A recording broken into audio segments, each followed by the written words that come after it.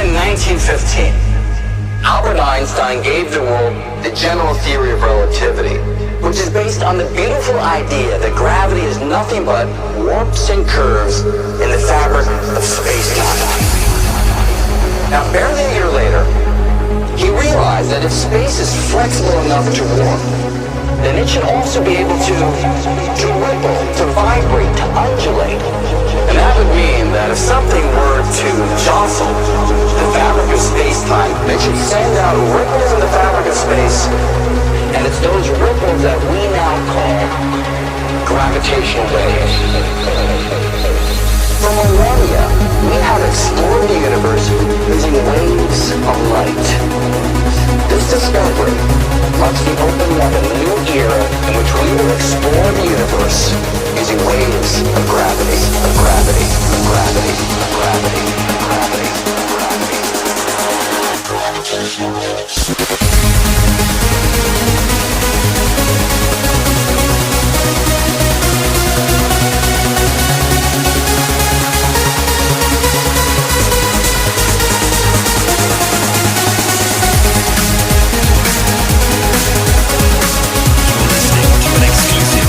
Preview coming soon on Outburst Records.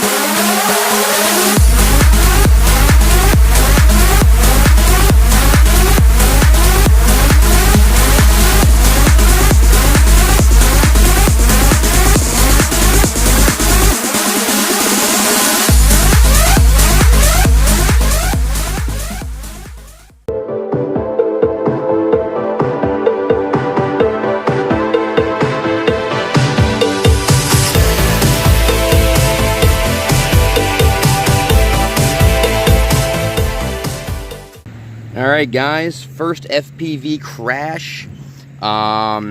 Wizard seems to be okay.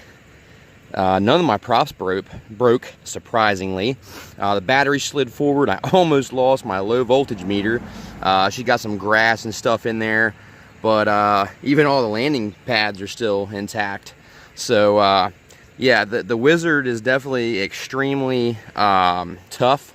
So we're going to go ahead and have another flight. I'm trying to get a little bit more, how you say, risky with my flight. Trying to get a little more aggressive, a little more faster. So we'll see this next clip here. I'll put this next clip up, and we'll roll it again and see. Hopefully the Wizard will be flying just fine. What's up, guys? E-Drone here. And sorry, the second flight, I lost the footage because my FPV goggles, I didn't realize it. They lost charge. I did not properly charge them. They've never really died on me before. You know, I've always charged them after, you know, 5 or 6 flights, but now I know, you know, probably every 2 flights I'll just go ahead and recharge it. So what happened was the goggles completely died, so I was completely blinded. I had no idea where my drone was, so I just killed the throttle. It crashed. It landed right out of it fell out of the air, landed on the grass. The only thing that happened was the battery and the voltmeter were ejected from the chassis. Luckily, I was able to find both of them. They weren't too far from the Wizard itself. And one of the Cyclone props had bent slightly. So I took everything back to my where I was launching from, and I was able to actually re-bend the prop back fine, like no problems. And I went ahead and just flew the rest of that battery line of sight in horizon mode, and no problems. The prop's still fine, even though it bent. I was able to bend it back, and it's completely fine. It was flying fine. It was holding level. So that goes to show you just how durable those Cyclone props are. They can take a beating and keep on ticking. So that's good. Unlike the stock Wizard props, when every time you crash, you break props. Almost. I mean, when they bend, you're not bending the stock props back. Like, once they bend, they're done. So it's a good testimony for the Cyclone props, a good testimony for the Wizard, and how durable it really is. I hope you enjoy the flight footage, you know, and with more aggression, with more flying aggression comes more crashing. So we are prepared for that. It's the only way to get better and hone in on those skills to try to get better and get faster, make tighter turns, you know, so on and so forth. So the more I practice, the better I'm going to get, but also the more crashing it's going to happen. It happens.